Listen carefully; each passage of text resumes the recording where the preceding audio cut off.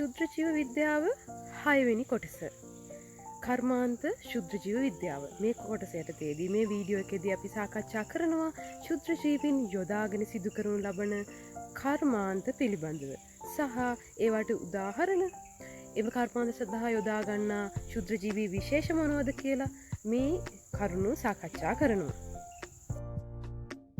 කර්මාන්ත මොනවද සහ ඒවට උදාහරණ මොනවද කියලා. කියන්නේ ඒ කර්මාන්තවලදී යොදා ගන්න ශුද්‍ර ජීවීන් මොනවද විශේෂ මොනවද කියලා. ඉතින් මේ ශුද්‍ර ජීවීන් කර්මාන්ත සඳහා භාවිතා කිරීම මෑත කාලයේදී ආරම්භ වූවක් නම් නෙවෙයි. විද්‍යාඥයින් විසින් ශුද්‍ර ජීවීන් කියලා ජීවීන් කොටසක් අනාවරණය කරගන්න කලින් ඉඳලම බොහෝ වසර දහස් ගණනකට කලින් ඉඳලා තමයි මිනිසුන් කර්මාන්ත සඳහා ශුද්‍ර ජීවීන් යොදාගත්තේ. උදාහරණයක් විදිහට මේ ශුද්‍ර ජීවීන් භාවිතා කළා කියන පැරණිතම සාධකය තමයි ක්‍රිස්තුපූර්ව 6000 දී පමණ බැබිලෝනියානු සහ සුමේරියානු ජාතිකයින් මධ්‍යසාර සෑදීම සිදු කරලා තියෙනවා.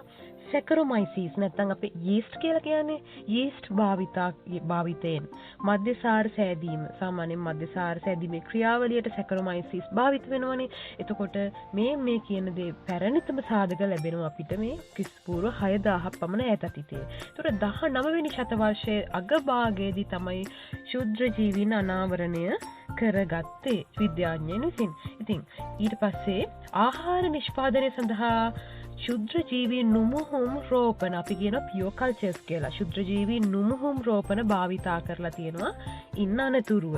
එතකොට මේ ශුද්‍ර ජීවීන් නුමුහුම් රෝපිතයක් කියලා කියන්නේ වෙනත් විශේෂවල ශුද්‍ර ජීවීන්ගෙන් තොර වුණ පියෝ කල්චර් එකක්. නුමුහුම් රෝපණයකට තමයි මේ ශුද්‍ර ජීවී නුමුහුම් රෝපණය කියලා කියන්නේ. එතකොට උදාහරණයක් විදිහට මේ සැකරොමයිසිස් ඒ වගේම ලැක්ටෝබැසිලස් ආකාර ඒ කියන්නේ මේ කියන්නේ ගණනාමයක්නේ. ඒතකොට මේ ලැක්ටෝබැසිලස් ගණයේ විශේෂ උදාහරණ විදිහට අපිට ගන්න පුළුවන් ශුද්‍ර ජීවීන් ආහාර ආශ්‍රිත නිෂ්පාදනයට භාවිතා කරන අවස්ථා.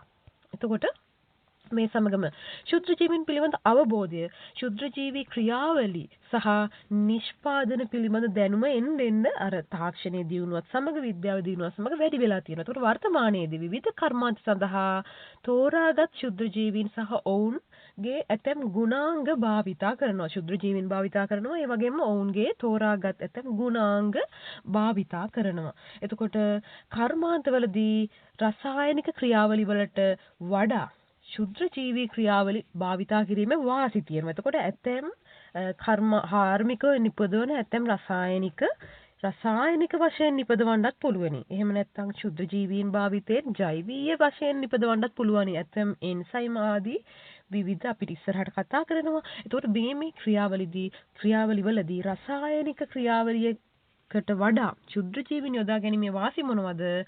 ශුද්‍ර ජීවී වර්ධනය සඳහා සරල පෝෂක අවශ්‍යතාවය ප්‍රමාණවත් වීම. සරල පෝෂක ප්‍රමාණවත්.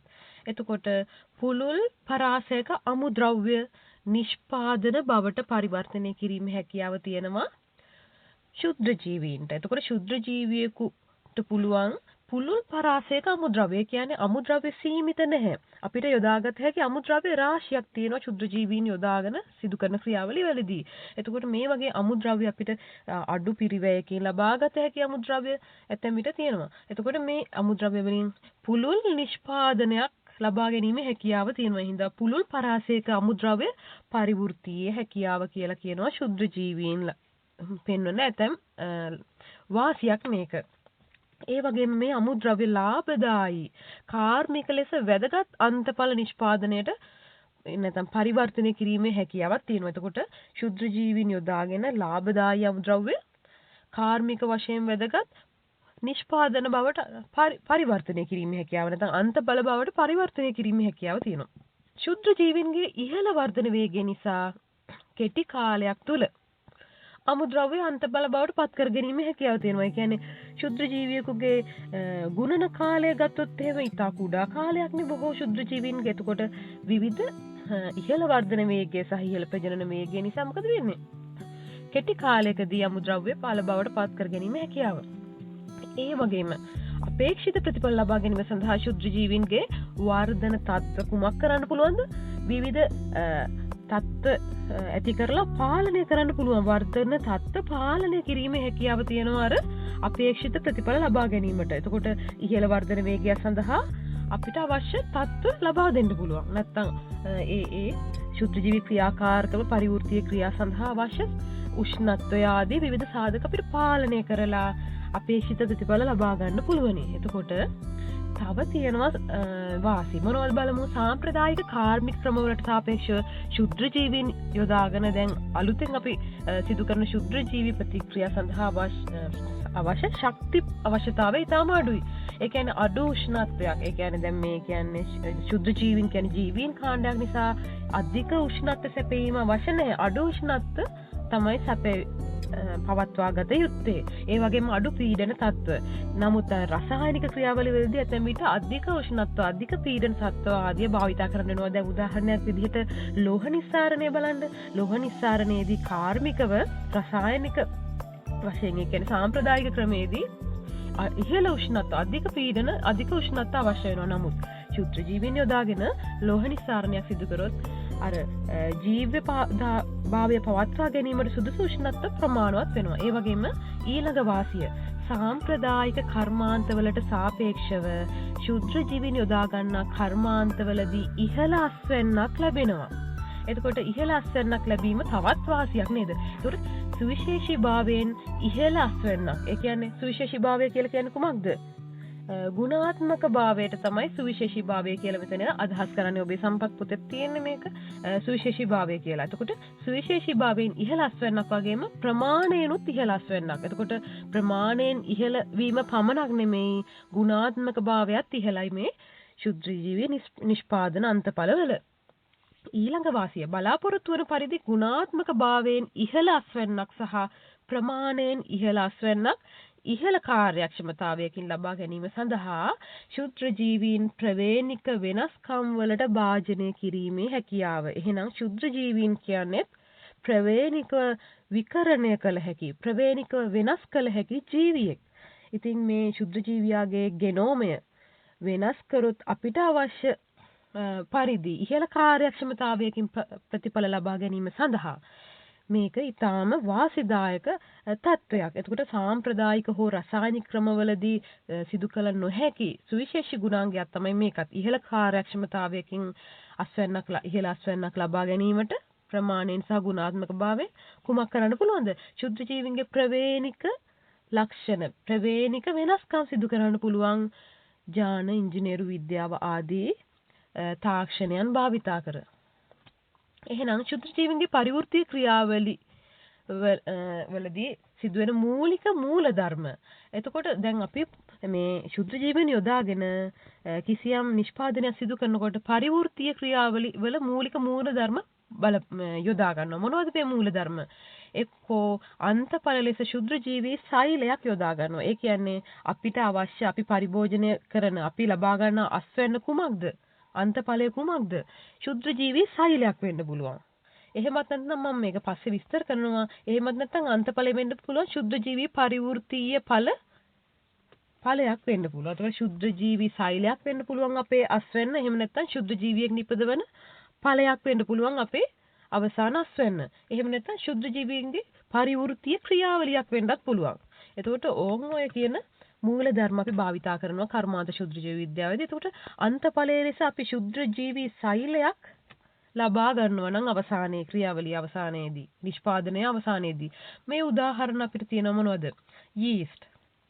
එතකොට අපි පවුඩර්ඩ් යීස්ට් වෙළඳපොලේ දක්නට ලැබෙනවා ලබා ගන්න පුළුවන් නේද? එතකොට විවිධ ආහාරම නිෂ්පාදනය සඳහා එතකොට අන්තඵලයේ යීස්ට් සෛල.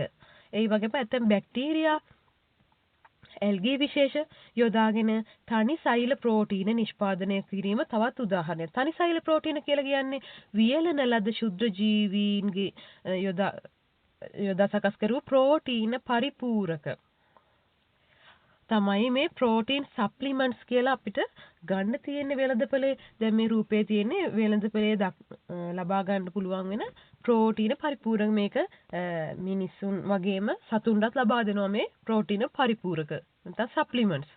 එතකොට මේ විදිහට මේ උදාහරණයෙන් අපිට පෙන්වන්නේ ශුද්‍ර ජීවි සෛලයක් අන්තඵලය ලෙස යොදා ගන්න අවස්ථාවක්. එහෙනම් ශුද්‍ර ජීවීන්ගේ පරිවෘත්තීය ප්‍රතිඵලයක් අන්තඵලයක් ලෙස යොදා ගන්න අවස්ථාව තමයි දැන් ඒකදී ශුද්‍ර ජීවි ක්‍රියාවලියේ ප්‍රාථමික අන්තඵලයක් වෙන්නත් පුළුවන්. එහෙම නැත්නම් ඒ ශුද්‍ර ජීවි ක්‍රියාවලියේ ද්විතීක පරිවෘත්තීජයක් වෙන්නත් පුළුවන්. ප්‍රාථමික අන්තඵලයක් වෙන්නත් පුළුවන්. ද්විතීක පරිවෘත්තීජයක් වෙන්නත් පුළුවන්. දැන් ප්‍රාථමික අන්තඵලයක් තමයි උදාහරණයක් විදිහට මේ මද්යසාරික පාන ඇල්කොහොලික් බීවරේජස් කියලා කියන්නේ ශුද්ධ ජීවි නිපදවන ප්‍රාථමික අන්තඵල. ද්විතීක පරිවෘත්තීජ තමයි දැන් මේ ප්‍රතිජීවක වගේ ගත්තොත් එහෙම ශුද්ධ ජීවි ක්‍රියාවලියේදී ද්විතීකව අපිට ලබාගත හැකි පරිවෘත්තීය ප්‍රතිඵලයක් තමයි ප්‍රතිජීවක. යක් විදිහට අපි අවසානයේ ලබා ගන්නෙ. දැන් අපි කලින් පාඩම්වලදී මේ ප්‍රතිජීවක වලින් මොනවද සිදුවෙන්නේ කියලා අපි දැන් ඉම්යුනිටි නැත්නම් ප්‍රතිශක්තිකරණ පාඩමේදී අපි කතා කරා.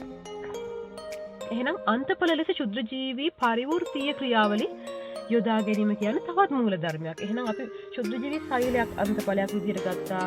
ශුද්‍ර ජීවි නිපදවන ප්‍රතිඵලයක් නැත්නම් අන්තඵලයක් අපි ගත්තා අවසාන ඵලයේ විදිහට අස්වැන්න විදිහට. දැන් පරිවෘත්තීය ක්‍රියාවලියක් උදාහරණයක් විදිහට මේ ජෛව ප්‍රතිකර්මණය. දැන් මේකෙදී ශුද්‍ර ජීවියා සිදු කරන්නේ කාර්මිකව බැර මූලද්‍රව්‍ය ප්‍රතිකර්මණය. දැන් පස හරි කිසියම් පරිසරයක් බැර ලෝහයකින් අපිරිසිදු වුණොත් මේ බැර ලෝහයේ පරිසරයෙන් ඉවත් කරගන්න කුමක්ද යොදාගන්නේ? ජෛව ප්‍රතිකර්මණය. දැන් මේ බැර මූලධර්ම ප්‍රතිකර්ම බැර මූල ද්‍රව්‍ය ප්‍රතිකර්මණයේ උදාහරණයක්. දැන් එතකොට මේ මම රූපය ඇඳ ගැනීම අවශ්‍ය නැහැ.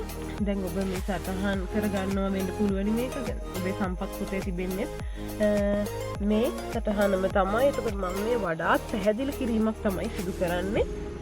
එතකොට මේ රූපය ඔබට තේරුම් ගැනීමට තමයි මම මෙතන යෙදුවේ. මේ තියෙන්නේ ශුද්‍ර ජීවි සෛලයක්. දැන් බොහෝ විට දිලීර සෛල තමයි බොහෝ විට මේ ජෛව ප්‍රතිකර්මණයට යොදාගන්න දිලීර ආදී. ඉතින් දැන් මේ රූපේ කියන විදිහට කැඩ්මියම් ඒ වගේම කොපර් රසදිය වගේ ලෙඩ් වගේ බැර ලෝහ කුමක්ද කරන්නේ පරිසරයෙන් ලබාගෙන සෛල තුල තැන්පත් කර ගැනීමක් කරන්නේ විවිධ ජෛවීය ක්‍රියාවලි මගින්. එතකොට මේ අදාළ ශුද්ධ ජීවී සෛලය පරිසරයෙන් වෙන් කරගත්තොත් ඒ ශුද්ධ ජීවී සෛලයක් සමග පරිසරයට එකතු වුණු බැර ලෝහ ටික ඉවත් කරගන්න පුළුවන්. මේ වගේ ක්‍රියාවලියක් තමයි සරලව මම කිව්වේ ජෛව ප්‍රතිකර්මණය කියලා.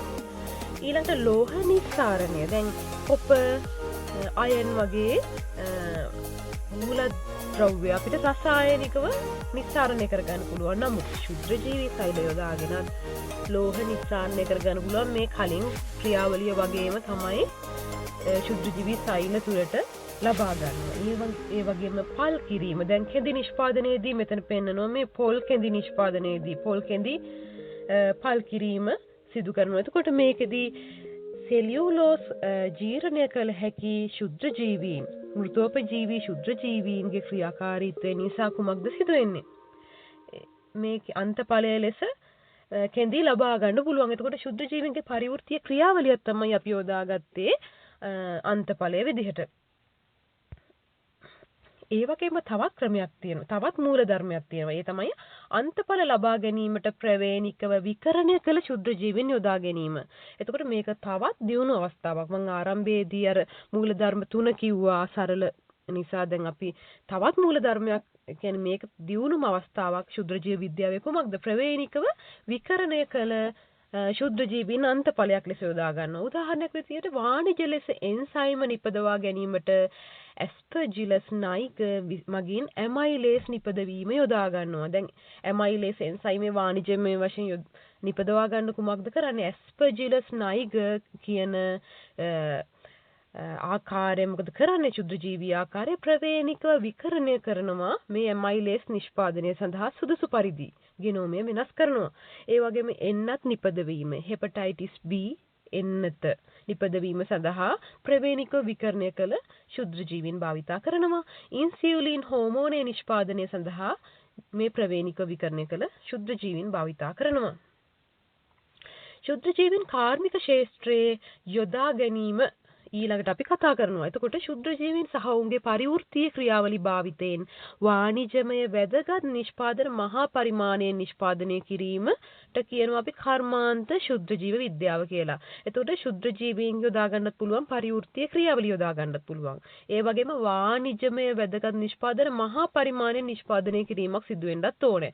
ඒ කියන්නේ විද්‍යාකාරයක ඉතා කුඩා පරිමාණයෙන් පරීක්ෂණ මට්ටමින් නෙමෙයි වාණිජමය කර්මාන්ත වශයෙන් මහා පරිමාණයේ නිෂ්පාදනය. ඒතකොට මේත කාලීන තාක්ෂණික දියුණුව සහ ජෛව තාක්ෂණික දියුණුව නිසා කාර්මික ශුද්‍ර ජීව විද්‍යාව විෂයපතේ පුළුල් වෙලා තියෙනවා. ඒතකොට කර්මාන්ත සඳහා බැක්ටීරියා, දිලීර, ඇල්ගී සහ වෛරස පවා කර්මාන්ත සඳහා යොදා ගන්නවා මේ වන විට. ශුද්‍ර ජීව විද්‍යාවේදී ඊටම ලස්සන වචනයක් අපි භාවිතා කරනවා. ශක්තිය නිදහස් කරමින්, ඒ කියන්නේ අපවෘත්තීයව සහ ශක්තිය උපයෝගී කර ගනිමින් සංවෘත්තීයව විවිධ රසායනික ප්‍රතික්‍රියා සිදු කරන ශුද්‍ර රසායනික කර්මන්තශාලා ලෙස කවද හඳුන්වන්නේ ශුද්‍ර ජීවීන් හඳුන්වනවා. ශුද්‍ර ජීව විද්‍යාවේදී ශුද්‍ර රසායනික කර්මාන්තශාලාවක් විදිහට ශුද්‍ර ජීවියෙක් හඳුන්වනවා. එතකොට රසායනිකව බොහෝ පිරිවැයක් යොදලා බොහෝ ශක්තියක් යොදාගෙන සිදු කළ යුතු ඇතැම් නිෂ්පාදන ඉතා අඩු පිරිවැයකින් ඒ වගේම අඩු අමුද්‍රව්‍ය හානියකින් තොරව ශුද්‍ර ජීවිය යොදාගෙන සිදු කරනවා. එතකොට ශුද්‍ර ජීවියෙක් එක්තරා වශයෙන් රසායනික කර්මාන්තශාලාවක්, ඒ වගේම ශුද්‍ර රසායනික කර්මාන්තශාලාවක්. එතකොට එම කර්මාන්තශාලාවල අමුද්‍රව්‍ය අන්තඵල අතුරුඵල එකක් හෝ කීපයක් බවට සහ අපද්‍රව්‍ය බවට පත් කරනවා. එහෙනම් අමුද්‍රව්‍ය ශුද්‍ර ජීවී ක්‍රියාකාරීත්වයත් සමග මොනව බවටද පත් වෙන්නේ? අන්තඵල අතුරුඵල සහ අපද්‍රව්‍ය බවට පත් වෙනවා. සංශුද්ධ කාර්මික ඵලය ලබා ගැනීම සඳහා මොකක්ද එහෙනම් කරන්න ඕනේ? පිරිසිදු කිරීම මගින් අන්තඵලය අතුරුඵල සහ අපද්‍රව්‍ය වලින් වෙන් කර ගන්න ඕනේ. අන්තඵලයනේ අපිට අවශ්‍ය වෙන්නේ. ඒ අන්තඵලය අතුරුඵල සහ අපද්‍රව්‍ය වලින් වෙන් කර ගැනීම සඳහා සංශුද්ධ කාර්මික ඵලය ලබා ගැනීමට විවිධ ක්‍රම අනුගමනය කළ යුතුයි. ඊළඟට අපි කතා කරනවා ශුද්ධ ජීවීන් සහ ශුද්ධ ජීවී ක්‍රියාවලි මගින් නිපදවන වාණිජමය ඵල පිළිබඳව. එතකොට ඒ කියන්නේ මේ ශුද්ධ ජීවී යොදා ගන්න කර්මාන්ත ගැන තමයි අපි කතා කරන්නේ. මුලින්ම තනි සෛල ප්‍රෝටීන. අපි අර ඉස්සෙල්ලත් පොඩි හැඳින්වීමක් කරා තනි සෛල ප්‍රෝටීන ගැන. එතකොට ආහාර පරිපූරක ලෙස මහා පරිමාණයෙන් වගා කරනු ලබන ප්‍රෝටීන බහුල ශුද්ධ ජීවීන්ට කියනවා තනි සෛල ප්‍රෝටීන කියලා. උදාහරණයක් විදිහට මේ ආහාර පරිපූරක ලෙස යොදා ගන්නවා යීස්ට්, ස්පිරුලිනා, ක්ලෝරෙල්ලා වගේ විශේෂ. ක්ලෝරෙල්ලා විවිධ විශේෂ තියෙනවා. ගණ නාමය තමයි ක්ලෝරෙල්ලා කියන්නේ. ස්පිරුලිනා ආහාර පරිපූරකය මේ විදිහයි. එතකොට කොළ පෙති විදිහටත් පවුඩර් විදිහටත් අපිට ගන්න තියෙනවා වෙළඳපොලේ. ඒ වගේම ක්ලෝරෙල්ලා ආහාර පරිපූරකය පානමය වශයෙන් පානයක් වශයෙන් ලබාගත හැකියි. ඒතර ප්‍රෝටීන ලබා ගැනීම සඳහා දේහයට ඉතාම ප්‍රයෝජනවත් වෙනවා. එතකොට ඊළඟට මධ්‍යසාර සහ මධ්‍යසාරීය පාන මේක ශුද්ධ ජීවී කර්මාන්ත ශුද්ධ ජීවී විද්‍යාවේදී ප්‍රධාන මාතෘකාවක්. එතකොට බියර්, වයින්, සාකේ, රා, එතිල් මධ්‍යසාර වැනි බොහෝ මධ්‍යසාරීය පාන නිෂ්පාදනය සඳහා ශුද්ධ ජීවීන් දායක වෙනවා. එතකොට සැකරොමයිසිස් සෙරවීසියේ මගින් සීනි පැසවීමෙන් එතනෝල් සහ කාබන් ඩයොක්සයිඩ් සාදා ගන්නවා. එතකොට මේ විද්‍යාත්මක නාම ශුද්ධ ජීවීන්ගේ විද්‍යාත්මක නාම නිවැරදි ස්පෙලිංස් සහිතව මතක තබා ගත යුතුයි. එතකොට විද්‍යාත්මක නාමයෙන් ඔබ ලිවීමේදී ලිවිය යුතුයි. එතකොට ග්ලූකෝස් සැකරොමයිසිස් සෙරවීසියේ මගින් මොනවා බවට පත් වෙන්නේ? C2H5OH නැත්නම් එතනෝල් සහ කාබන් ඩයොක්සයිඩ් බවට පත් වෙනවා. ගෝලීය වශයෙන් සිදු කරන එතනෝල් නිෂ්පාදනයෙන් 70%කට වඩා වැඩි ප්‍රමාණයක් යීස්ට් පැසවීමෙන් තමයි නිපදවා ගන්නේ. උක් වලින් ලබා ගන්නා සුක්‍රෝස් පැසීමේ උපස්තරය ලෙස සුලභව භාවිතා කරනවා මේ මධ්‍යසාරීය නිෂ්පාදනවලදී. එතකොට මීට අමතරව ශාක වලින් ලැබෙන සරල සීනි, ඒ වගේම කිරි නිෂ්පාදන අපද්‍රව්‍ය මේ සඳහා යොදා ගන්නවා. දැන් උදාහරණ විදිහට බලන්න බියර් නිෂ්පාදනයේදී ධාන්‍යවල මෝල්ට් පැසීම සිදු කරනවා. වයින් නිෂ්පාදනයේදී මිදි හෝ වෙනත් පළතුරක් පැසීම සිදු කරනවා. රා නිෂ්පාදනයේදී පොල්, තල් වැනි තාල ශාකවල යුෂය පැසීම මගින් රා නිෂ්පාදනය සිදු කරනවා.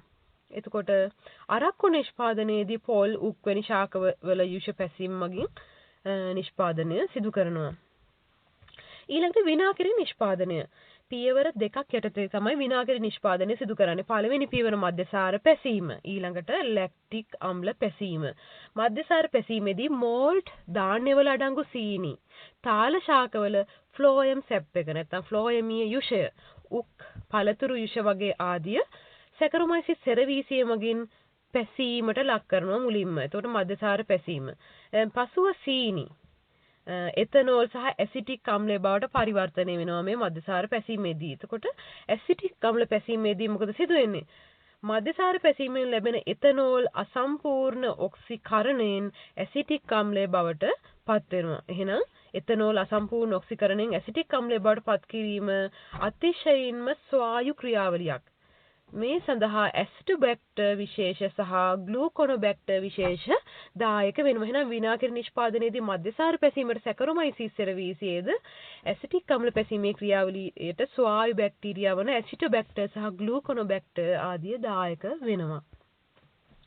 එතකොට මේකෙදී මේ සිදුවන රසායනික ප්‍රතික්‍රියාව තමයි මේ දක්නට ලැබෙන්නේ. එතිල් ඇල්කොහොල් ස්වායු ක්‍රියාවලියන්නේ ඔක්සිජන් එක්කලා ඇසිටික් අම්ල බැක්ටීරියා හමුවේ ඇසිටික් ඇසිඩ් සහ ජලය සාදනවා. ඇසිටික් ඇසිඩ් කියන්නේ විනාකිරි වලට. ඒකට ඈත අතීතයේ සිට මේ විනාකිරි නිෂ්පාදනය සිදු කරලා තියෙනවා. ඊළඟට කිරි නිෂ්පාදන, කිරි ආශ්‍රිත නිෂ්පාදන. ඒතකොට කිරි පැසීමට ලක් කිරීමෙන් කිරි නිෂ්පාදන සෑදීම සිදු කරනවා. එතකොට ලැක්ටික් අම්ල නිෂ්පාදනය කරන බැක්ටීරියා මගින් කිරිවල අඩංගු මොනවද? ලැක්ටෝසීනි කුමක් බවටද පැසීම සිදු කරන්නේ? ලැක්ටික් අම්ලය බවට පැසීම සිදු කරනවා. එහෙනම් කිරිවල අඩංගුයි ලැක්ටෝසීනි. එතකොට මේ ලැක්ටෝසීනි ලැක්ටික් අම්ලය බවට පැසීම සිදු කරන්නේ කවුද? ලැක්ටික් අම්ල බැක්ටීරියා මගින්. පැස්ටරීකරණයේදී කිරිවල ඇති බැක්ටීරියා මරා දමනවා. මොකද කල් තබා ගැනීම සඳහා ජීවාණුහරණය කළ යුතුයිනේ. එතකොට පැස්ටරීකරණයේදී අදාළ බැක්ටීරියා සියල්ල මරා දමනවා. එබැවින් කිරි නිෂ්පාදනවලදී ලැක්ටික් අම්ල බැක්ටීරියා නැවත කිරිවලට එකතු කළ යුතුයි. එහෙනම් පැස්ටරීකරණය කරන ලද කිරි යොදාගෙන කිසියම් කිරි ආශ්‍රිත නිෂ්පාදනයක් සිදු කරනවා නම් මොකද කරන්න ඕනි? නැවත අර කිරිවලට අදාළ ශුද්ධජීවියා හඳුන්වා දෙන්න ඕනි. එහෙනම් උදාහරණ තමයි මුදවපු කිරි සහ යෝගට් නිෂ්පාදනය. මෙහිදී කිරිවල අඩංගු ලැක්ටෝසීනි ශුද්ධජීවී මිශ්‍ර ගහණයක් මගින් පැසීම සිදු කරනවා. එහෙනම් මුදවපු කිරි සහ යෝගට් නිෂ්පාදනයේදී සහභාගී වන ලැක්ටික් අම්ල බැක්ටීරියා කවුද? ලැක්ටෝබැසිලස් බල්ගාරිකස්, ලැක්ටෝබැසිලස් ලැක්ටිස් සහ ස්ට්‍රෙප්ටෝකොකස් තර්මොෆිලස් කියන බැක්ටීරියා මගින් කුමක්ද සිදු කරන්නේ? ලැක්ටෝසීනි පැසීමට ලක් කරනවා ලැක්ටික් අම්ලය බවට. ලැක්ටෝබැසිලස් බල්ගාරිකස් මගින් මොකද ලැබෙන්නේ? අර අදාළ රසය ලැබෙනවා, ෆ්ලේවර් එක ලැබෙනවා. ස්ට්‍රෙප්ටෝකොකස් විශේෂ මගින් මොකද සිදු වෙන්නේ? ක්‍රීම් ආකාර වයනය. වයනය කියන්නේ අතට දැනෙන ස්වභාවය. අපි ඉංග්‍රීසි වලින් කියනවා ටෙක්ස්චර් එක කියලා. එහෙනම් ක්‍රීමි ටෙක්ස්චර් එක ලැබෙන්නේ. ඒ වගේම රසය ලැබෙනවා ස්ට්‍රෙප්ටෝකොකස් විශේෂ මගින්. ඊළඟට චීස් නිෂ්පාදනයේදී ස්ට්‍රෙප්ටෝකොකස් විශේෂ සහ පෙනිසිලියම් දිලීර භාවිතා කරනවා. ඊළඟට ලැක්ටික් අම්ලය වාණිජ ලෙස නිෂ්පාදනයේදී. එතකොට ලැක්ටික් අම්ලය අපිට අවශ්‍ය වෙනවා වාණිජ ලෙස නිෂ්පාදනය කිරීමට විවිධ අදාළ විවිධ රසායනික පරීක්ෂණ සහ විවිධ වෙළඳපළට නිකුත් කිරීම සඳහා ලැක්ටික් අම්ලය. චීස් සහ බටර් කර්මාන්තයේ නිපදවන අපද්‍රව්‍ය තමයි මේ ලැක්ටික් අම්ල නිෂ්පාදනයට භාවිතා කරන්නේ. ලැක්ටෝබැසිලස් බල්ගාරිකස් මගින් ලැක්ටෝස් ලැක්ටික් අම්ලය බවට පැසීම සිදු කරනවා. එහෙනම් ඊගාවට අපි කතා කරනවා ඊළඟ කර්මාන්තය කුමක්ද? කාබනික අම්ල නිෂ්පාදනය. ඕගනික් ඇසිඩ්ස්. කාබනික අම්ල නිෂ්පාදනය. ශුද්ධ ජීවි පැසීම මගින් කාබනික අම්ල බොහෝ ප්‍රමාණයක් වාණිජමය වශයෙන් නිෂ්පාදනය කරනවා. එතකොට මේකෙදී පැසීමේ උපස්තරය ලෙස අපි යොදා ගන්නවා බීට්, උක්, පැණි සහ මණ්ඩි. මේවා යොදාගෙන පැසීමේ උපස්තරය ලෙස යොදාගෙන ඇස්පර්ජිලස් නයිග දිලීරය මගින් කාබනික අම්ල නිෂ්පාදනය සිදු කරනවා. ඇස්පර්ජිලස් නයිග සුක්‍රෝස් පැසීමට ලක් කරලා සිට්‍රික් අම්ලය සාදනවා. සුක්‍රෝස් පැසීමට ලක් කරලා සිට්‍රික් අම්ලය නිපදවනවා. ඊළඟට ලෝහ නිස්සාරණය. එතකොට ශුද්ධ ජීවීන් යොදාගෙන අශුද්ධ ලෝහ වලින් සමහර ලෝහ නිස්සාරණය කරගන්නවා. මේකට කියනවා අපි ශීරණය කියලා. ශීරණය කියලා හඳුන්වනවා මේ ලෝහ නිස්සාරණයට. එතකොට උදාහරණයක් තමයි බාල වර්ගයේ අශුද්ධ ලෝහ වලින් තඹ නිස්සාරණය. දැන් වෙනත් නිස්සාරණකම අවාසිදායක වෙනවා. මොකද බොහෝ පිරිවැයක් යොදාන්න සිදු වෙන නිසා හින්දා ශීරණය කියන ක්‍රමය තමයි බාල වර්ගයේ අශුද්ධ ලෝහ වලින් තඹ නිස්සාරණයට යොදාගන්නේ. ඒ වගේම යකඩ සහ සල්ෆර් අඩංගු අශුද්ධ ලෝහයකින් තඹ වෙන් කර ගන්න අවශ්‍ය නම්, ඒ කියන්නේ තඹත් එක්කලා මිශ්‍ර වෙලා තියෙනවා නම් යකඩ සහ සල්ෆර් මේකට යොදා ගන්නවා තියෝබැසිලස් ෆෙරොක්සිඩන්ස් කියන බැක්ටීරියාව. තියෝබැසිලස් ෆෙරොක්සිඩන්ස් යොදාගෙන අශුද්ධ ලෝහය වලින් තඹ නිස්සාරණය සිදු කරනවා. මෙම ශුද්ධ ජීවී ක්‍රියාවලිය මගින් අශුද්ධ ලෝහවල අඩංගු තඹ 70%ක් පමණ වෙන් කර ගැනීමේ හැකියාව තියෙනවා. එහෙනම් යුරේනියම්, රත්තරන්, කෝබෝල්ට් අඩංගු ලෝපස් පවා ශීරණය මගින් නිස්සාරණය සිදු කරනවා. මේ කොටසත් හොඳට මතක තියාගන්න. ඊළඟට විටමින් නිෂ්පාදනය. එතකොට පුද්ගල ආහාර පරිපූරක, දැන් අපි සප්ලිමන්ට්ස් කියලා වෙළඳපොලේ දක්න ලැබෙන මේ සඳහා ලාභදායී විටමින ප්‍රබව ශුද්ධ ජීවීන් මගින් සපයනවා. උදාහරණයක් විදිහට විටමින් B12 ලබා ගැනීම සඳහා සියුඩොමොනාස් විශේෂ භාවිතා කරනවා. ඒ වගේම ප්‍රොපිනෝබැක්ටීරියම් ස්පීෂීස් ප්‍රොපියොනිබැක්ටීරියම් විශේෂ භාවිතා කරනවා.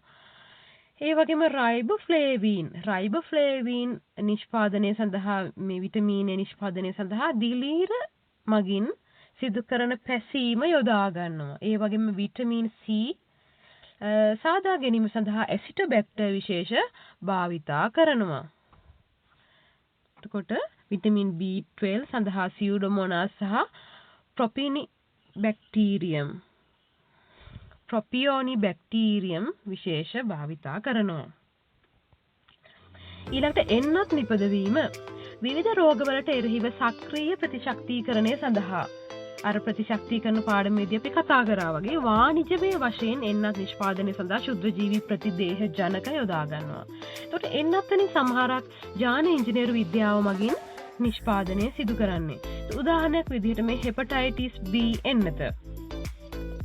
ඒ වගේම තවත් ක්‍රමයක් තමයි අක්‍රීය ප්‍රතිශක්තිකරණය සඳහා අවශ්‍ය ප්‍රතිදේහ සැකසුම් වල වාණිජමය නිෂ්පාදන. දැන් සක්‍රීය ප්‍රතිශක්තිකරණයට අවශ්‍ය එන්නත් නිෂ්පාදනයටත් අක්‍රීය ප්‍රතිශක්තිකරණයට අවශ්‍ය ප්‍රතිදේහ නිෂ්පාදනයටත් යොදා ගන්නවා. උදාහරණයක් බලමු. අක්‍රීය ප්‍රතිශක්තිකරණයට ජල බීතිකාවට එරෙහිව ඉමියුනෝග්ලොබියුලින්, පිටගැස්මට එරෙහිව ප්‍රතිදූලක, බොටුලිනිසම් සඳහා දූලක නිෂ්පාදනය සඳහා අක්‍රීය ප්‍රතිශක්තිකරණය සඳහා ප්‍රතිදේහ සැකසුම් වල වාණිජ නිෂ්පාදනය සඳහා මේ ශුද්ධ ජීවීන් යොදා ගන්නවා. ඊළඟට එන්සයිම නිෂ්පාදනය. වාණිජමය වශයෙන් විශාල පරාසයක එන්සයිම ප්‍රමාණයක් ශුද්ධ ජීවීන් මගින් නිෂ්පාදනය කරගන්න පුළුවන්. උදාහරණයක් විදිහට මේ ඇමයිලේස් එන්සයිමය ඇස්පර්ජිලස් නයිගර්, ඇස්පර්ජිලස් ඔරයිසේ, බැසිලස් සබ්ටිලිස් කියන විශේෂ මගින් නිෂ්පාදනය සිදු කරනවා. ඒ වගේම ප්‍රෝටියේස් එන්සයිම ඇස්පර්ජිලස් ඔරයිසේ, ලයිපේස් එන්සයිම රයිසෝපස් ස්පීෂීස්, ඉන්වර්ටේස් එන්සයිම සැකරොමයිසිස් සෙරවීසියේ සෙලියුලෝස් ඇස්පර්ජිලස් නයිගර් සෙලියුලේස් කියලා එන්ඩෝන. එතන සෙලියුලේස් ඇස්පර්ජිලස් නයිගර් මගින් නිෂ්පාදනය කරනවා. ඒ වගේම ප්‍රතිජීවක නිෂ්පාදනය. ශුද්ධ ජීවීන්ගේ ඉතා වැදගත් ද්විතීක පරිවෘත්තජ ද්‍රව්‍යයක් තමයි ප්‍රතිජීවක කියලා කියන්නේ. එතකොට ප්‍රතිජීවක රාශියක් නිපදවනු ලබන්නේ ශුද්ධ ජීවී පැසීමේ ක්‍රියාවලිය මගින්. උදාහරණයක් විදිහට ටෙට්‍රාසයික්ලින් කියන ප්‍රතිජීවකය, ස්ට්‍රෙප්ටොමයිසින්, අවුරොෆේෂියන්ස් කියන බැක්ටීරියාව මගින් නිෂ්පාදනය සිදු කරනවා. එතකොට ස්ට්‍රෙප්ටොමයිසිස් aureofaciens මගින් ටෙට්‍රසයික්ලින් ද පෙනිසිලියම් ක්‍රිසොජීනම් මගින් පෙනිසිලීන් ප්‍රතිජීවකයද ස්ට්‍රෙප්ටොමයිසිස් ග්‍රීෂියස් ස්ට්‍රෙප්ටොමයිසිස් කියලා එතන වෙනස් වෙන්න ඕනේ. ස්ට්‍රෙප්ටොමයිසිස් ග්‍රීෂියස් මගින් ස්ට්‍රෙප්ටොමයිසින් ද කියන ප්‍රතිජීවකයද නිෂ්පාදනය සිදු කරනවා. ඒ වගේම හෝමෝන නිපදවීම. හෝමෝන නිෂ්පාදනයේදී මානව ඉන්සියුලින් හෝමෝනයේ නිෂ්පාදනය. දැන් මුලින්ම මේ මානව ඉන්සියුලින් වෙනුවට ඉන්සියුලින් නිස්සාරණය කරගත්තේ සත්ව අග්න්‍යාශ යොදාගෙන. නමුත් මේක ඊටාම මිල අධික නිසා සත්ව අග්න්‍යාශය යොදා ගැනීම ඉල්ලුමට සරිලන සැපයුමක් සිදු කරන්න නොහැකි වුණා අතීතයේ. ඒ නිසා ශුද්ධජීව විද්‍යාඥයන් විසින් සොයාගෙන තියෙනවා ලාභදායීම ඉන්සියුලින් නිෂ්පාදනය සිදු කරන්න පුළුවන් ජාන විකරණය කරන ලද එස්චර්චියා කෝලයි එස්කකියා කෝලයි කියලා කියනවා. නැත්නම් ඊ කෝලයි සහ සැකරොමයිසිස් සෙරවීසිය මගින් නිෂ්පාදනය. එතකොට මේ කියන එස්කකියා කෝලයි සහ සැකරොමයිසිස් සෙරවීසියේ නිෂ්පාදනය කරන ඉන්සියුලින් මානව ඉන්සියුලින් වලට සර්ව සමයි කියලා සොයාගෙන තියෙනවා. ඒ වගේම මානව වර්ධක හෝමෝනය දැන් සමහර ව්‍යායාම් සහ මේ ශරීරය පවත් හැඩය සාදා ගැනීමට අවශ්‍ය පුද්ගලයන් කුමක්ද කරන්නේ? මානව වර්ධක හෝමෝනය මේ විදිහට එන්නත් කරගන්නවා. එතකොට අතීතයේදී මානව වර්ධක හෝමෝනය සඳහා විකල්පයක් ලෙස යොදාගත්තේ සතුන්ගෙන් ලබාගත් වර්ධක හෝමෝන. නමුත් මෙහි කාර්යක්ෂමතාවය ඉතා අඩු වුණා. ඒ නිසා වර්තමානයේ ජාන ඉංජිනේරු විද්‍යාවෙන් එස්කකියා කෝලයි වල ගෙනෝමය වෙනස් කරලා ප්‍රවේණික විකරණය කරලා මානව වර්ධක හෝමෝනයේ විශාල පරිමාණය සාර්ථකව නිෂ්පාදනය කරනවා මේ වන විට. අපි ඊළඟට බලමු කර්මාන්තයේ පල් කිරීම. කාෂ්ඨීය කඳෙහි හෝ කොහු වැනි වෙනත් ශාක ද්‍රව්‍යක අඩංගු කෙඳි ලිහිල් කිරීමට තමයි පල් කිරීම කියලා කියන්නේ. කෙඳි ලිහිල් කිරීම. එතකොට මේ කෙඳි කොහු වැනි වෙනත් ශාක ද්‍රව්‍යක වෙන්නත් පුළුවන්, කාෂ්ඨීය කඳක වෙන්නත් පුළුවන්. මෙම ක්‍රියාවලියේදී ශාක ද්‍රව්‍ය ජලයේ ගිල්වා තැබීම සිදු කරනවා. එතකොට ජලයේ ගිල්වා තියෙන කාලය ශාක ද්‍රව්‍ය අනුව වෙනස් වෙනවා. ස්වායු මෙන්ම නිර්වායු බැක්ටීරියා අයත් විෂම ජාතිය ශුද්ධජීවී ගහනයක් මෙම ක්‍රියාවලියට සහභාගී වෙනවා මේ ජලය තුලදී. එතකොට ලිහිල්වීම පහස වීම සඳහා බැක්ටීරියා මගින් මොනවද ශ්‍රාවය කරන්නේ?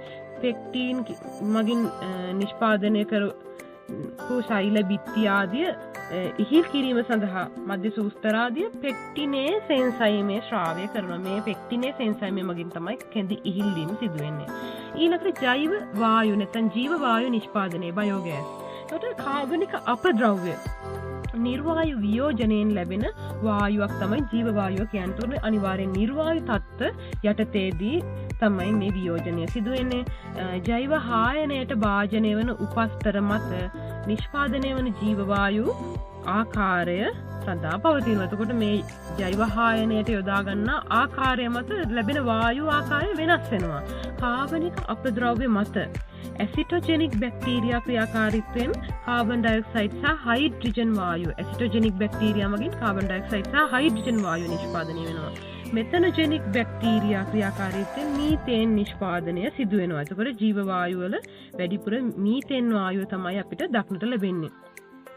ඊළඟට ජෛව ඉන්ධන නිෂ්පාදනය බයෝෆුවල්ස් බලමු. අපි පෙට්‍රෝලියම් ඉන්ධන ලබා ගැනීම ඇත්ත වශයෙන්ම මිල අධිකයි. ඒ වගේම අවිනිශ්චිතයි. කියන්නේ මේ සම්පත් අවසන් වුණාම ඉන්පසුව කියන්නේ පුනර්ජනනය කළ නොහැකි මේ පෙට්‍රෝලියම් ඉන්ධන. නමුත් පුනර්ජනනය කළ හැකි ඉන්ධන සඳහා ලෝකයේ ඊට පස්සේ අවධානය යොමු කරා. මොකද පෙට්‍රෝලියම් නිදි පවතින තාක්කල් පමණයි ප්‍රයෝජනයට ගත හැක්කේ. ඒකට පුනර්ජනනය කළ හැකි ඉන්ධන සඳහා උදාහරණ එතනෝල්, බියුටනෝල්, ජෛව ඩීසල්, ජීව වායුව ආදිය හඳුන්වන්න පුළුවන්. දැන් උදාහරණයක් විදිහට බ්‍රසීලයේ උක්ෂාකය ශුද්‍රජීවී පැසීමට භාජනය කරමින් ඉන්ධන ප්‍රභවයක් වන එතනෝල් විශාල ප්‍රමාණයෙන් නිෂ්පාදනය සිදු කරනවා බ්‍රසීලයේ. ඒ වගේම ජාන විකරණය කරන ලද බැක්ටීරියා යොදා ගනිමින් දැව, ඉවතලන කඩදාසි සහ ඉරිඟු ශාකවල කඳන් ආදියේ සෙලියුලෝස් සහිත ද්‍රව්‍ය භාවිතා කරලා කුමක්ද කරන්නේ? එතනෝල් සහ බියුටනෝල් නිෂ්පාදනයට විද්‍යාඥයන් උත්සාහ දරලා තියෙනවා. එතකොට මේ ඉවතලන ද්‍රව්‍ය බැහැර කිරීමත් සහ මේ ඉවතලන ද්‍රව්‍ය වලින් ප්‍රයෝජනයක් ලබා ගැනීම පුනර්ජනනය කළ හැකි ඉන්ධන නිෂ්පාදනයට සඳහා මේ ජාන විකරණය කළ බැක්ටීරියා යොදා ගැනීමට විද්‍යාඥයෝ උත්සාහ දරමින් සිටිනවා. ඒ වගේම ක්ෂුද්‍ර ඇල්ගී ආකාර වලින් ජෛව ඩීසල් නිෂ්පාදනය සඳහා පරීක්ෂකයෝ කටයුතු කරලා අවසන් මේ වන විට. එතකොට ඇල්ගී යොදාගෙන ජෛව ඩීසල් නිස්සාරණය කරමින් ඒ රථ වාහන ආදී විවිධ ක්‍රියාවලි සඳහා ඉන්ධන සැපයීම සිදු කරනවා මේ වන විටත්. ඒ වගේම අවසාන වශයෙන් ක්ෂුද්‍රජීවීන් ආශ්‍රිතව සිදු කරන කර්මාන්තය තමයි බේකරි නිෂ්පාදන. එතකොට අනන ලද පාන් පිටිවල ඇති දැන් මේ අනන ලද පාන් පිටි වලට කියන පිටි මෝලිය කියලා ඩෆ් එක කියලා ඉංග්‍රීසි වලින් මේ පිටි මෝලියක නැත්නම් අනන ලද පාන් පිටිවල තියෙනව මොනවද? සීනි අර බේකරි යීස්ට් වල අඩංගු සැකරොමයිසිස් සෙරවීසිය මගින් පැසීමට ලක් කරනවා. එහෙනම් අර පාන් පිටි වල තියෙන සීනි අපි යොදන යීස්ට් මගින් පැසීමට ලක් කරනවා. පාන් වල සිදුවන මේ පැසීමේ ප්‍රාථමික කෘත්‍යය තමයි කාබන් ඩයොක්සයිඩ් නිෂ්පාදනය. පැසීමේ ක්‍රියාවලිය සමග මොකද නිකුත් වෙන්නේ? කාබන් ඩයොක්සයිඩ් නිකුත් වෙනවා. එතකොට මේ පිටි මෝලිය සාදුන් ලබන්නේ කුමන පිටි වලින්ද? තීරිංගු මේ දැන් මේ රූපේ තියෙන රයි කියන ධාන්‍ය ආකාරය මේ බාර්ලි වලට සමාන ධාන්‍ය ආකාරය තමයි මේ රයි කියලා කියන්නේ. RYE රයි කියලා ඔබ අන්තර්ජාලයේ බලන්න මේ තියෙන ඒ කියන ධාන්‍ය ආකාරය. තීරිංගු රයි සහ සහල් වැනි පිටි වලින් තමයි මේ ඩෆ් එක හදන්නේ. නැත්නම් මේ පාන් පිටි මෝලිය සාදන්නේ. රටින් රටට වෙනස් වෙනවා මේක. එතකොට මේ පිටි මෝලිය කාබන් ඩයොක්සයිඩ් සිර වෙලා රැඳෙනවා අර පැසීමේ ක්‍රියාවලියේදී. ඒතකොට පාන් පිලිස්සීමේදී මොකද වෙන්නේ? ඇතිවන දැඩි පීඩනයත් එක්කලා මේ පිපීම සිදු වෙලා අදාළ ක්ලම්ප්ස් ටෙක්ස්චර් එක ලැබෙනවා. ක්ලම්ප්ස් ටෙක්ස්චර් එක කියලා කියන්නේ මේ අර පාන් වල අතට දෙනන මේ විදිහේ ස්වභාවයේ සිදුරු සහිත මේ ක්ලම්ප් ටෙක්ස්චර් එක තමයි මේ රූපේ පෙන්නලා තියෙන්නේ. අදාළ වයනය. ඒ පාන් වලට අදාළ. එතකොට මේ කියන කර්මාන්ත තමයි ශුද්ධ ජීවීන් යොදාගෙන සිදු කරන කර්මාන්ත ලෝකේ. එතකොට ඔබේ විෂය නිර්දේශයට අදාළ කොටස් වලට වඩා වැඩිපුර දැනුම ඔබට සොයා බලත හැකි. නමුත් විභාගයේදී ඔබෙන් අපේක්ෂා කරන්නේ මෙවැනි කොටසක් නිසා. එතකොට මේ කොටස ඔබ අනිවාර්යයෙන් මතක තබාගෙන විභාගයට යා යුතුයි. එතකොට විභාගයේදී MCQ ප්‍රශ්නයකට පිළිතුරකට නිවැරදි උත්තරයක් ලබා දුන්නා කියන්නේ ඔබට 100න් ලකුණක් ලැබුණා කියන එක. ඒකට ශුද්‍ර ජීව විද්‍යාව ආශ්‍රිතව මේ නිෂ්පාදන කර්මාන්ත ආශ්‍රිතව ඔබට මේ ව්‍යුහගත රචනා ප්‍රශ්න වලට අමතරව මේ MCQ ප්‍රශ්න පවා ලැබෙන්න පුළුවන්. එතකොට ඊටම වැදගත් කොටසක්. එතකොට නිවැරදිව මතක තබාගෙන විභාගයට මුහුණ දෙන්න. එහෙනම් අපි ඊළඟ වීඩියෝ එකකදී හමු වෙමු. ස්තුතියි.